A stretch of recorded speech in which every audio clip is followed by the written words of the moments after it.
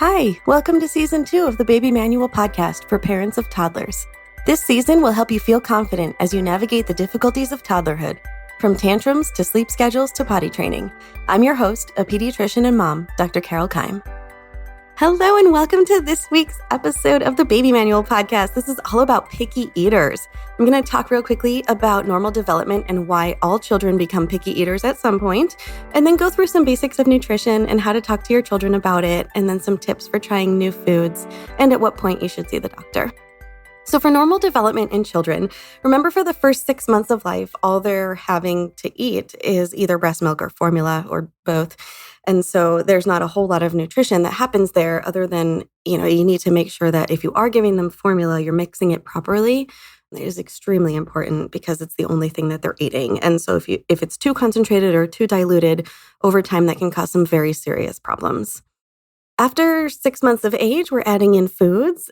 Children are pretty willing to try things at this age because you're just putting the food into their mouth for them a lot of the time. Or if you're doing more of a baby-led method, you're handing them food to put into their own mouth, but you're totally in control of what they're eating. And they tend to have pretty simple palates. Like they like things that only have between 1 and 3 ingredients, typically, not really any spices, not even really any salt. And then after a year of life, children love to eat pretty much anything. So from age 1 to 2, I see a lot of kids become great eaters where they want to taste all kinds of new foods. They're curious about food. They find it exciting. They want to try what their parents are eating. And a lot of 15 to 18-month-olds can even eat more than their parents in a given meal. So it's pretty exciting. And then around age 2 to 3, they go through a picky phase. And that is normal. So that's what we're mostly focusing on here, where at that age, they typically will eat 5 foods, and they're usually all beige in color, things like French fries, chicken nuggets, bread, that kind of stuff, and become less willing to eat things like fruit and veggies. It's a lot harder to get those things into them. And also around age 2 to 3, they go through this pattern where they will eat one meal, pick at one meal, and skip one meal. And so a lot of parents at this age will call me and say that they're really worried that their child doesn't really eat. And so they're worried about their growth. And yet somehow they do still seem to grow most of the time. So of course, if you're ever worried, call your doctor, but we're going to talk more about that at the end. Most children will outgrow that picky eating phase within a year and then start to add more foods in. So I'm going to help guide you through how to do that and how to encourage them to eat new foods without forcing them and without having those power struggles around food. So macronutrients that are in food, we've got carbohydrates, proteins, and fat. And the way I talk about these with children is carbohydrates are another name for sugars and starches. And fiber. Fiber is a carbohydrate that keeps you full and it puts water into your intestines. And so it makes it easier to poop. And it also helps slow down how quickly the other sugar in food is absorbed into your body so you don't get that blood sugar spike and the crash afterwards. So with carbohydrates, I tell children that foods that are high in sugar, meaning simple sugars, tend to give you a little bit of energy right away, but then later on, they make you feel worse and they make you get hungrier faster. They don't keep you full like protein and fat do. And they also trick your body into thinking it has to eat more later. So children who chronically eat too much sugar, their insulin level keeps rising to compensate for that. And because insulin rises slower than blood sugar level and stays up a little bit longer, it tricks your body into thinking it's hungrier than it actually is. And then your fasting insulin level, meaning like when you haven't eaten, the resting level becomes higher and higher over time as you keep adding more sugar into your body. And so that can predispose to diabetes later on in life. So we want to try to avoid simple sugars for those couple of reasons and try to focus more on foods that have the more complex carbohydrates, the starches, and the fiber especially. Then proteins, there are complete proteins and incomplete proteins. Complete proteins contain all of the essential amino acids, and there are 9 essential amino acids, and we call them essential because we can't make them in our body like we can all the other types of amino acids. So these 9, we have to eat them from our diet. It's essential we get them from our diet. Meat and most animal products like eggs and dairy, are complete proteins. They do have all of the amino acids in them. It doesn't mean that they're the only source, though, and it doesn't mean that they're the healthiest source either. So they are an option, but a lot of children don't like to eat meat around age 2 to 3. I think partly because it's hard to chew. It takes a while to eat it, requires a little more patience, and it doesn't give you that quick burst of energy like foods higher in sugar do. It's usually not, protein is not as tasty as fat. And so it's hard to get kids to eat meat sometimes. So if you do a quick Google search for complete proteins, you'll very quickly come up with a bunch of options of either different, vegetarian options to put together or meats, of course, that you can serve to your child. And then fats are things that help keep your body full longer. It's a slower burning fuel. And so if you've ever built a campfire and you use like the tiny kindling at the beginning to get it started, that's like the sugar that burns up pretty quickly but gets it started. And then the fat is like those big logs or the charcoal that you put on at the very end that stays burning for a while afterwards. So it takes a while to start burning, but then once it is going, then it lasts for longer. And so fats in foods, especially the sort of naturally occurring healthy fats, things like nuts are high in healthy fat. Avocado has really good healthy fats in it. And I do love olive oil and coconut oil as oils to add into food if you needed to add a little fat into it. Those are great.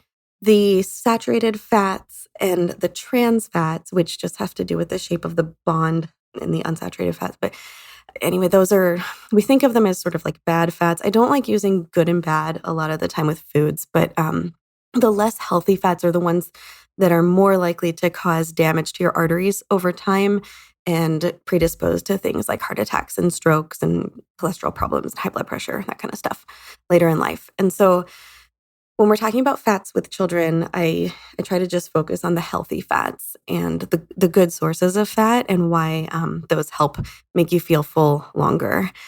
So then the micronutrients, these are things like the vitamins and minerals.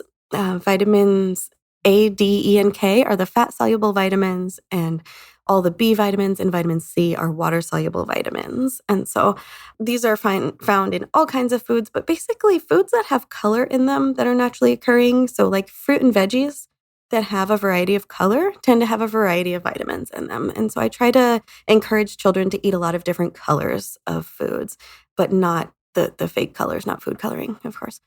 Iron and other minerals are really important in children, but iron especially because of how it helps children to grow their blood cells and not become anemic. And so that can give children more energy. And a lot of kids do become iron deficient. For children that consume too much milk, the calcium in the milk actually competes with iron for absorption in the stomach. And also milk fills them up and makes them not want to eat as much food, and also can cause microbleeds in the intestine where you're losing blood cells. And so children that have too much milk have 3 different reasons that they become anemic. And I've seen some pretty severe anemia in children who have too much milk. So if they are consuming milk, you want to keep it below 24 ounces per day. So 24 ounces per 24 hours or less for cow's milk, especially. Even though it does have calcium in it and it does have fat and protein in it, that's about all that's in it. And so it doesn't really have a lot of other nutrients. And so I would try to avoid milk. Really, a lot of pediatricians nowadays are saying kids don't need milk at all, and it's okay just to give them water. And I fully support that. Water is really the healthiest thing that they can drink. Omegas are fatty acids that are also essential that we need to consume in our diet. And you've probably seen a lot of omega supplements out there. So depending on what your child is eating and how much variety they're eating, they may benefit from some omega supplementation. Also, children who have ADHD, trouble focusing, and even some picky eaters, sometimes it's found to be a micronutrient deficiency, but omegas a lot of times are implicated or at least seem to help when you start supplementing with omegas, can help with those kind of things. Probiotics are bacteria that live in our intestines naturally. They tend to get killed. Those type of bacteria get killed when we take antibiotics. And so after a course of antibiotics or after eating a lack of variety of food, a lot of times we end up with a lower diversity in our gut flora. And so our naturally occurring bacteria that help us digest food tend to go away. And so probiotics are to replace those good bacteria to help you digest better. They help you poop better. They decrease gas, that kind of thing. And so some children need them and some don't. And that's another kind of individualized thing. But if your child is not eating a great variety of foods, they may benefit from probiotics.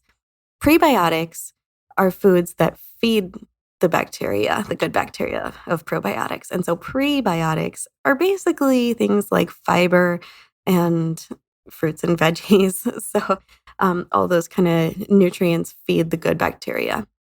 And really over time, like as you eat healthier foods, it causes the bacteria that process those foods to grow more. And the bacteria in your gut actually sends signals up to your brain to tell you what to eat.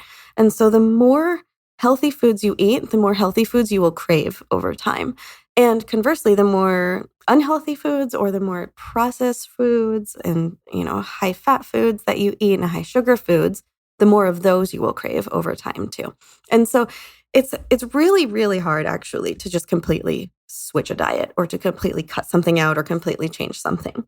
But to do this sort of slowly by adding a little bit of healthy stuff in more and more over time is a great way to gradually get kids to become really healthy eaters.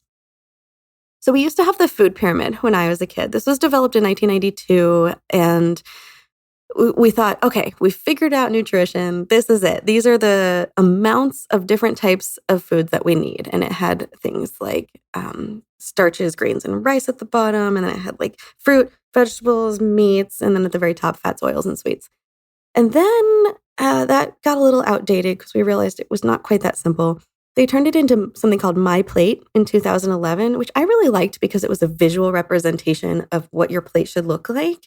And basically half of it should be fruit and veggies, just looking at the plate itself, and then some protein and that. But then that was actually tossed out as well. And then finally in 2020, they just decided, we're not going to do anything cute and picturey and easy to understand. Let's make it a little more complicated because it is a little more complicated. And so now we're just trying to focus on limiting processed foods. And remember, when you process foods, what it does is it makes the calories easier to come out of the food. It increases the flavor and it increases that sort of like burst of dopamine that you get, which is that hormone that tells you, let's keep doing this. And so processed foods are really bad for your body in a whole lot of ways. And unfortunately, they tend to also be some of the cheapest stuff available, very easy. It comes in bright, attractive packaging. They use cartoon characters to make kids ask you for it. It is really hard to limit processed foods in our society right now. But it's very important because those foods are, okay, this is one time I will use the exception. They are bad for you. These are bad foods. So also we focus now on increasing nutrient-dense foods instead of calorie-dense foods. So nutrient-dense foods are things like fruits and veggies. And then limiting added sugar to less than 10% of your total daily calories.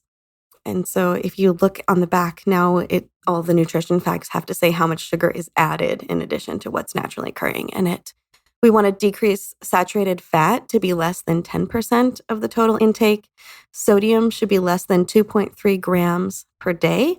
And then for adults, we limit alcohol to 2 per day for men and 1 per day for women, which I don't think is fair at all. But anyway, I think it should be the same for men and women because we have very similar bodies. But again, sorry, I'm a pediatrician. Maybe I just think this is sexist.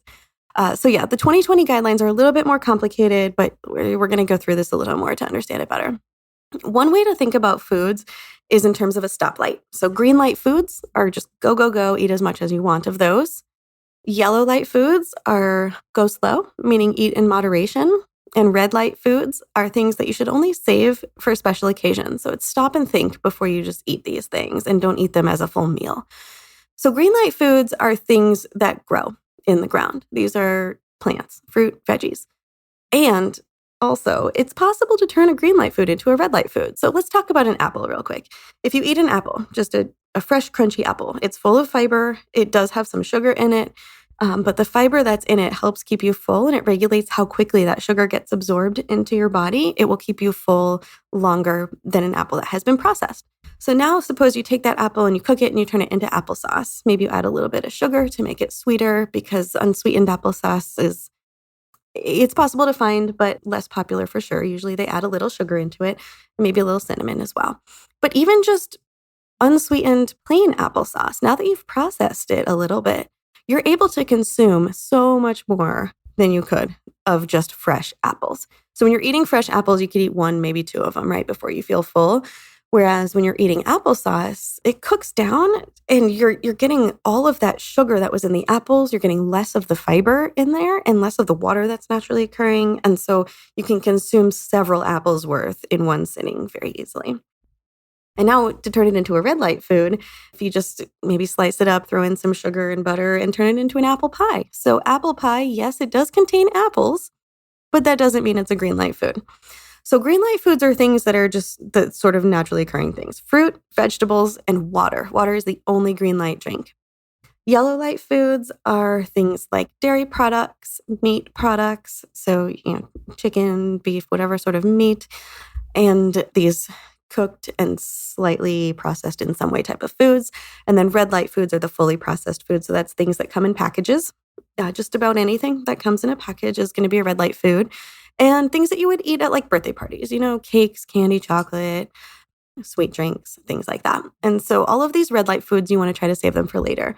The only thing I don't love about this classification is it still really has that underlying connotation of green light foods are good, yellow are neutral, and red are bad. And we don't want that good versus bad spectrum in kids. So if it helps to talk to them about green light foods in terms of the types of foods that are so good for your body that you can eat as much as you want without it becoming a problem, that's a great way to talk about it, okay? Rather than thinking of it as like green light foods are good foods for you.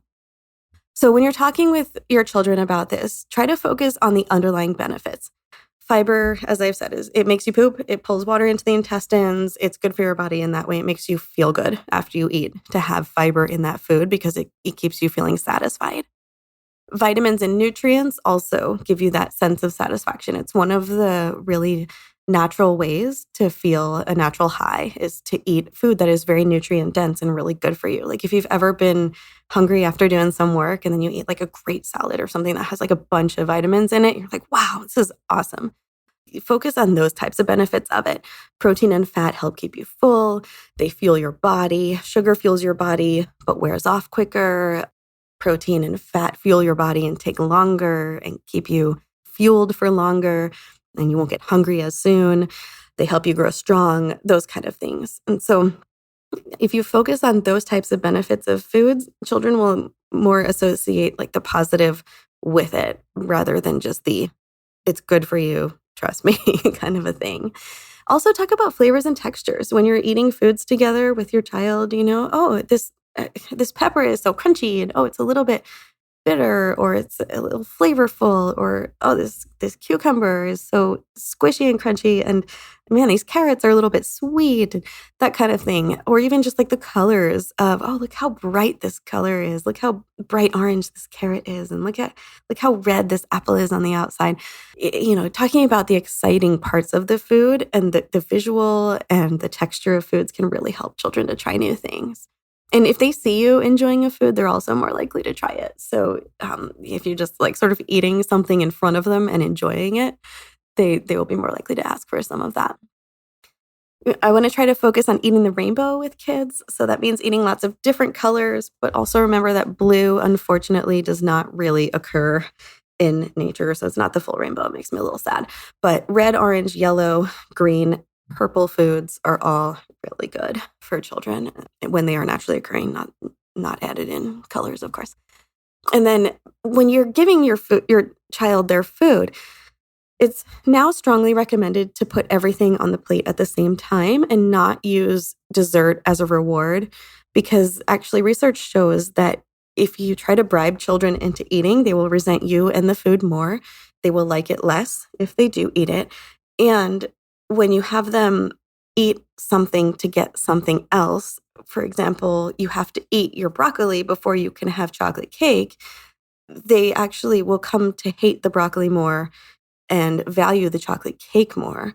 And then that just leads into all kinds of power struggles later and disordered eating later in life. And so If you offer them everything at the same time, I know what you're going to say. My kid's only going to eat the sweet stuff on the plate. And if you haven't been doing this before, then yes, they will at the beginning, but that's going to change. They're going to realize how they feel after eating certain foods. And having all of the options there at the same time puts a lot less pressure on them. And you'll find often, when you put the couple different things on your child's plate, yeah, maybe they'll have a couple bites of cake first, but then their body is going to signal to them like there's not really any nutrition in this, and they're going to actually crave the other stuff that's on the plate as well. And so they will go and eat the other stuff that's there.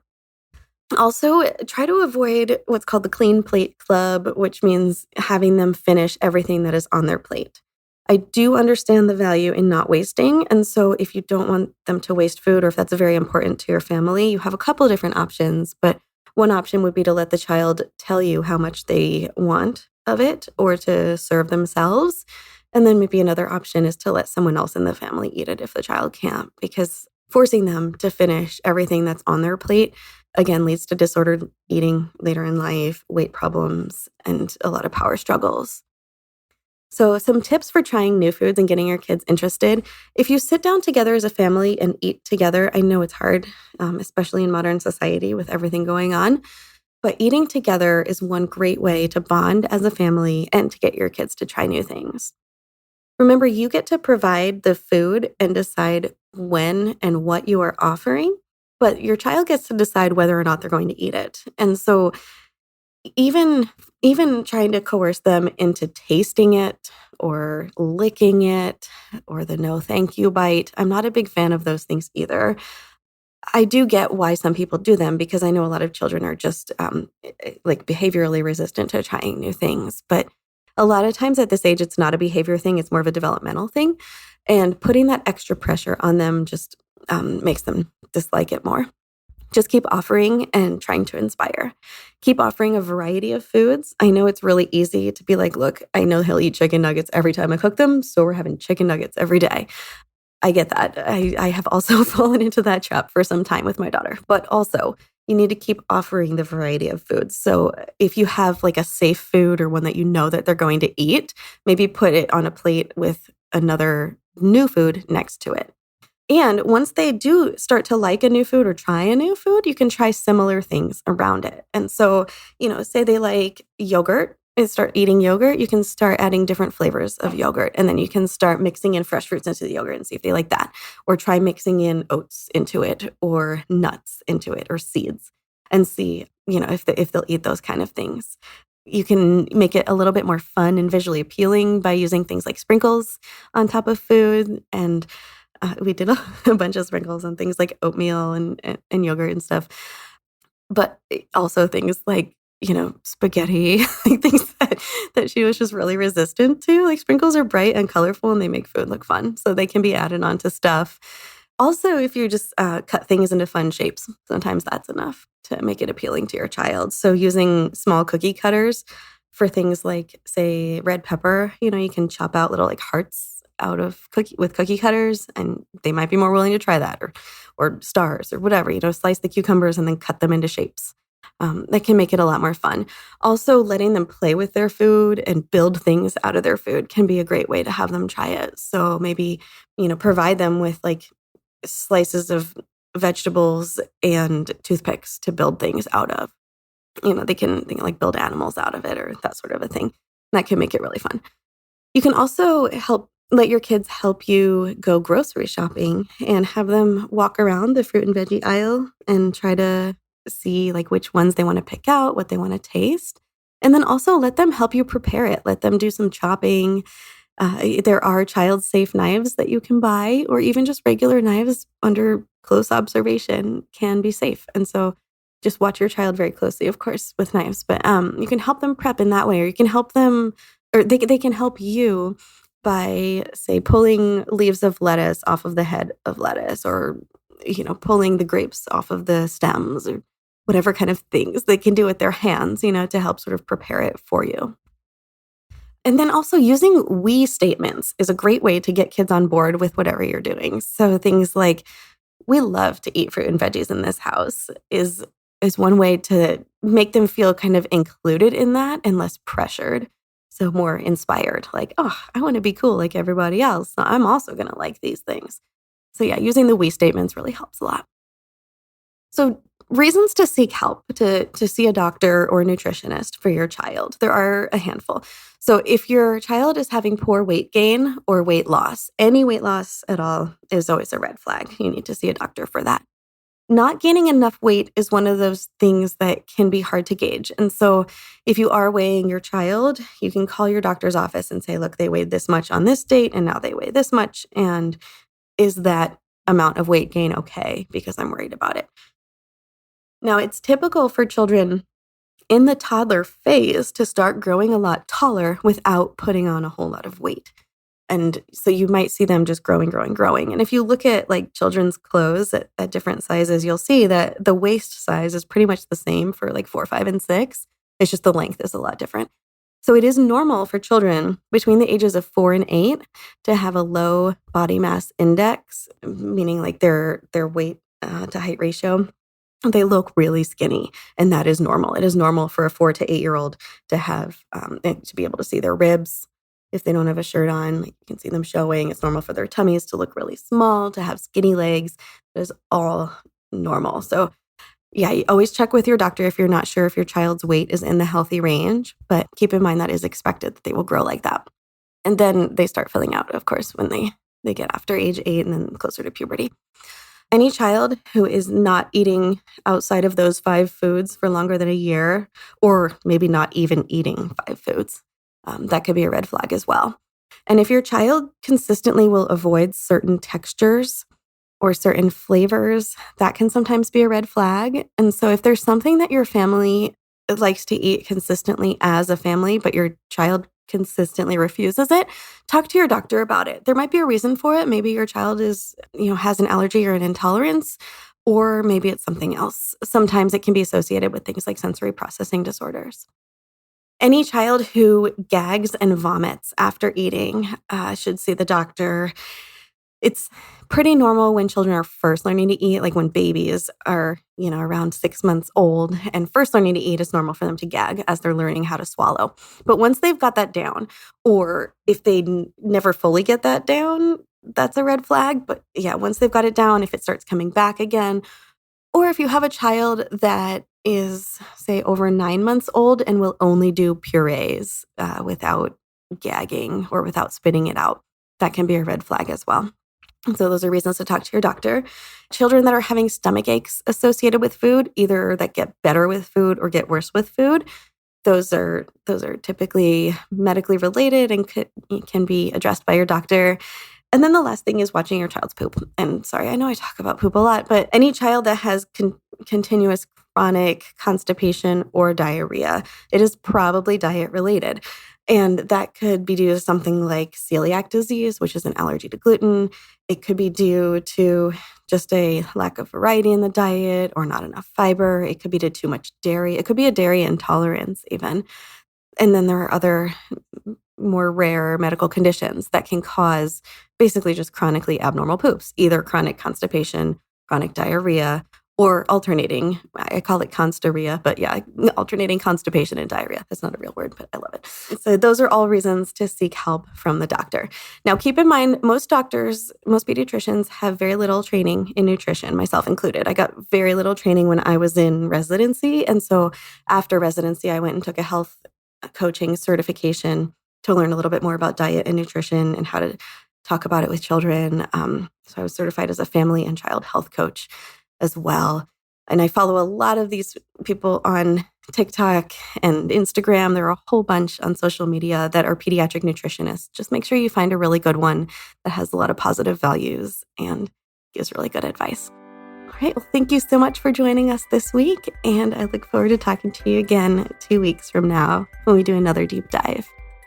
Our next one is going to be all about toddler behavior and tantrums. So make sure you tune in, subscribe if you haven't already so you don't miss it. Thank you for listening to the Baby Manual podcast. Please hit that subscribe button below so you don't miss the new episodes as they come out. I would also love it if you could leave me a review. You can also follow me on YouTube, TikTok, Instagram, or Facebook for quick tips and tricks that will make you feel like an expert.